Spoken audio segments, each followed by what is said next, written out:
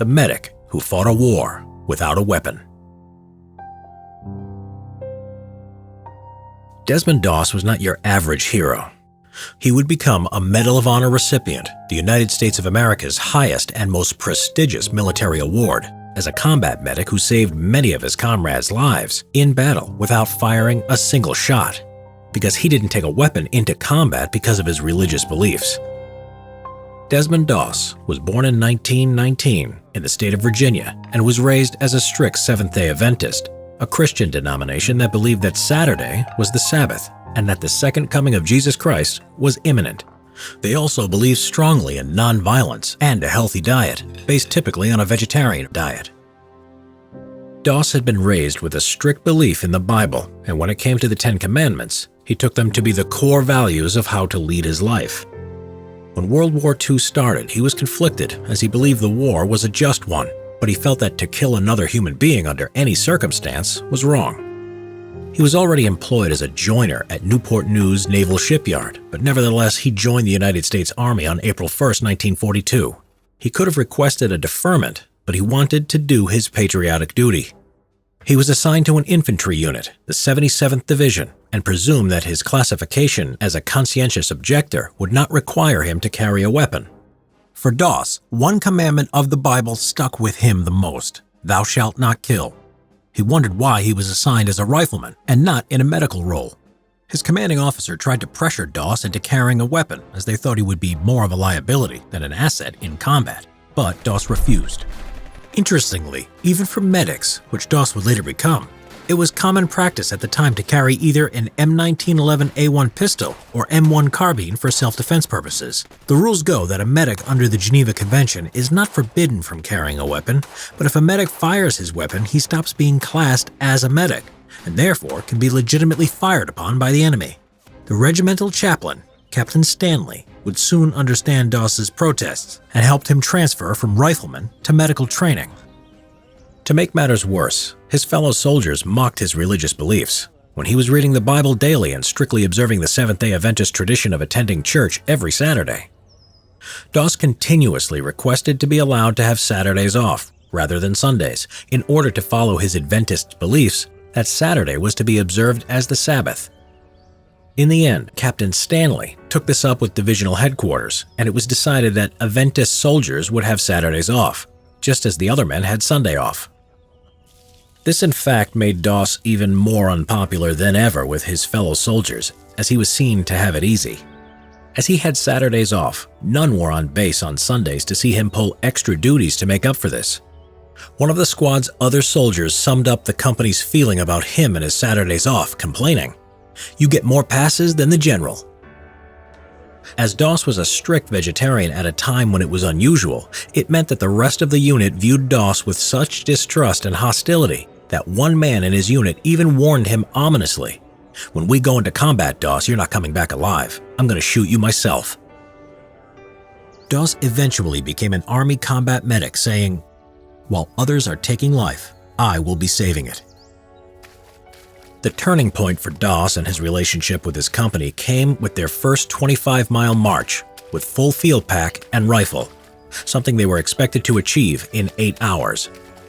The other soldiers thought Doss would be having it easy as he would be carrying no rifle or ammo that day, but his 2 canvas medical bags were almost as heavy and much more awkward to carry than any rifle. As the march progressed, the men started to suffer from exhaustion. Numerous blistered feet and dehydration, some even passed out. And all the time there was Doss, always with a helping hand, even to the extent that at the end of the march, he insisted on checking everyone's feet and administering medical aid where it was needed. By the end of that day, he had won the respect of his entire unit for his tireless devotion to his duty. For the first time, he was treated as one of their own. Doss, as the qualified combat medic of the unit, was now responsible for providing first aid and frontline trauma care on the battlefield. He would be assigned to accompany his unit into the war zone and be there with them on the front line at all times. This was soon to happen, for the 77th Division had had their first combat experience on May 11, 1943, and Doss and his comrades were urgently being trained up to replace the combat losses and help expand the division's strength. the 77th Division would end up being in combat officially for no less than 208 days, suffering a total of 9,212 casualties before the war would end. The Battle of Guam. Doss's first taste of combat was at the Battle of Guam, which was a bloody battle fought from July 21st to August 10, 1944, to recapture the U.S. territory of the island of Guam from a determined Japanese garrison of nearly 20,000 troops. Though according to the Geneva Convention, knowingly firing at a medic wearing a clear insignia is a war crime, the Japanese snipers and machine gunners tended to ignore this and saw combat medics as easy and valuable targets to gun down. So medics in the Pacific Theater were often told to avoid wearing medical insignia in case it would make them more, not less, of a target. Doss was under fire nearly every day during the battle and was busy doing his part in saving lives. Guam had shown Doss how cruel war could be. As his unit was pushing forward through the jungle on their first day, a young, fresh-faced recruit spotted a fountain pen laying on the jungle floor and went to pick it up. Before anyone could warn him otherwise, a white phosphorus grenade exploded. The pen had been booby-trapped. The young man who had picked up the pen, his chest now a bloody mess, had blood pouring out of an open wound. Severe burns and sharp metal fragments covered his body, and he was going into shock. By some miracle, Doss managed to stabilize his condition, administering care and helping to evacuate him and 3 other soldiers who had been wounded by flying red-hot shrapnel. This was Doss's first taste of combat casualties. The U.S. casualties during the battle was truly appalling. Of the 59,000 U.S. troops who took part in the invasion, around every 1 in 6 were either killed or wounded. The Battle of Leyte. Next, Doss and his unit was involved in the Battle of Leyte in the Philippines that ran from October 17th to December 26, 1944. A vicious and prolonged battle which started with a huge U.S. coastal bombardment and amphibious landing, followed by heavy fighting the more inland the Americans went. During a Japanese counterattack, a fellow medic, Clarence Glenn, had heard the call for a medic from a machine gunner. He left the cover and went into the open, into no man's land, to get the wounded man, and was himself hit. Glenn was Doss's friend from back home and he couldn't leave him there. So he and a litter bearer, Herb Schechter, went out to find the 2 wounded and dealt with them separately. Doss was attending the machine gunner who had a gash along his face while bullets whizzed overhead. Both of the wounded were alive. They made an improvised litter out of a poncho and tree branches to get the wounded men back to the aid station, but his friend Glenn would die before he made it. From this point on, Doss would not look at the face of the men he was treating in case it was another friend. Sadly, his friend Herb would be shot and killed when he and Doss were carrying a litter as their silhouette exposed them against the sky to the enemy. On top of losing his friends, Doss was constantly hungry because the meat in the K rations conflicted with his vegetarianism, so he could only eat the tasteless crackers and coconuts he found. On Leyte, the coconuts on the ground gave him diarrhea, so he climbed the trees for fresh ones. At one point, Doss was looking for coconuts. It attracted poorly aimed Japanese machine gun fire. When they were killed by American soldiers, it was later discovered that they had been drunk on sake. One thing that shocked Doss during the most devastating times of the campaign was that the same man who had made threats towards him during training at Fort Jackson now came to him for guidance and to pray for him.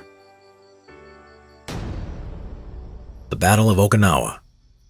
And lastly, for Doss and the 77th Infantry Division was a battle that was to be the bloodiest battle of the war in the Pacific, as well as its largest amphibious landing. The U.S. objective was to secure the island as a base, as it was just 350 miles south of the Japanese mainland and would be strategically crucial for any future invasion of Japan.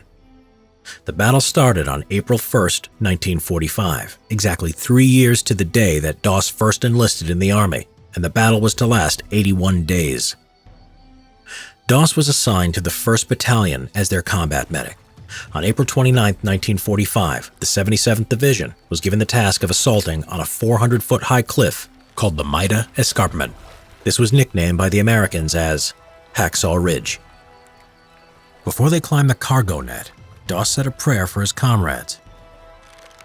When Doss's unit joined the assault, and as they neared the top of the escarpment, they came under intense Japanese artillery, small arms, and machine gun fire. inflicting severe casualties on the assaulting American troops. The American forces had sent in wave after wave of troops to try to dislodge a fanatical enemy base there who were well entrenched and camouflaged. On May 4th, while his unit was attacking a heavily fortified enemy position at the mouth of a cave, Doss went to the aid of 4 of his injured comrades. The lieutenant who led the attack on the emplacement had intended to throw a grenade when an enemy bullet hit him and delayed it, blowing his hand off and wounding his comrades. Despite having to get within 25 feet of the enemy lines and under attack by enemy grenades and gunfire, Doss managed to get to the injured men. He then managed to evacuate the men back to his own lines, one by one. During the night, the Japanese continued to throw grenades and kept up the mortar fire. The American soldiers hid in rock crevices, but the Japanese found ways to infiltrate and sneak up on them. Then, on the next day, May 5th, he came to the rescue of a wounded artillery officer who had gone to see how the artillery guns were doing. Doss's left leg was now injured, as he had fell the day before down the edge of a parapet. He climbed up the cargo net with his first aid kits, his weight falling on his bad leg. Finding him in a shell hole, the officer had been struck by shrapnel that had made a hole from his chest to his back, and Doss could hear him breathing through it. He was bleeding heavily. Doss gave him first aid while under constant enemy gunfire and shelling. He put the dressings over the large holes in the colonel's chest and back, and administered blood plasma which dangerously exposed Doss to the enemy, as he had to hold it up high. Doss's efforts here would be in vain, as the colonel, carried back on a stretcher, died before he reached the aid station. Later, there were orders to take a vital Japanese pillbox position on the reverse slope of a hill that was holding up the American advance. Desmond Doss, once he had read his prayers, was happy to support the assault. The American troops threw gasoline cans at the position, which triggered a large explosion. All of a sudden, a large Japanese counterattack overwhelmed the American soldiers, causing them to panic and rush back to the edge of the cliff. But despite this, Doss refused to take cover, and while constantly under heavy fire by the enemy, though being totally exhausted, he spent hours carrying the wounded one by one to the edge of the escarpment. Then, to get the more severely wounded down, he tied a rope to a tree stump and lowered them down the cliff on a rope-supported stretcher to safety. When the stretcher kept slipping, he turned to a new method, looping the rope around the wounded men's chest and legs to lower them down. Doss, standing, exposed to potential enemy fire, was seen praying at the cliff edge as the men were being lowered down. And later he had said he had been praying to the Lord to help him get one more, and after that, one more, until they were all down. Calculating the wounded men at the base of the cliff, the captain worked out that Doss had saved around 75 men. The Americans would eventually go back up the cliff and on May 7th would take the position. By some miracle, Doss survived the whole battle totally unhurt, but that was soon to change. On May 21st, in the confusion of a night attack, Doss tended to the American wounded, risking being hit by both the Japanese and by friendly fire. Doss was in a shell hole with another American soldier when a grenade landed beneath him. His reflex action was to put his foot on it and was seriously wounded in both legs. His blood poured out from the impact of 17 pieces of shrapnel in his body. But he remained in his position for 5 hours, tending to himself while also helping others who were wounded, until a medic and a pair of litter bearers could get to him. But that was not the end of it that day, for as he was being stretchered to safety, they got caught in an enemy tank attack. As they took cover, Doss spotted a critically injured man and insisted that he be taken back on the stretcher instead of himself. While Doss waited for the litter bearers to return, he was found and helped back by a fellow soldier. Suddenly, Doss was hit by a Japanese sniper's bullet and suffered a compound fracture to his arm. The two men took cover in a shell hole. Realizing how badly injured he now was, Doss instructed the soldier on how to bind his rifle stock to his shattered arm to act as a splint. Eventually pushing through excruciating pain, he would make it back to the aid station. The U.S. Army recognized Doss's extreme bravery, and he was awarded the Congressional Medal of Honor for his heroic and selfless actions at Okinawa from April 29th to May 21st, 1945. Because of his heroic actions, many wounded men made it back home. Desmond Doss would go on to run a small family farm with his wife Dorothy, and lived to the age of 87.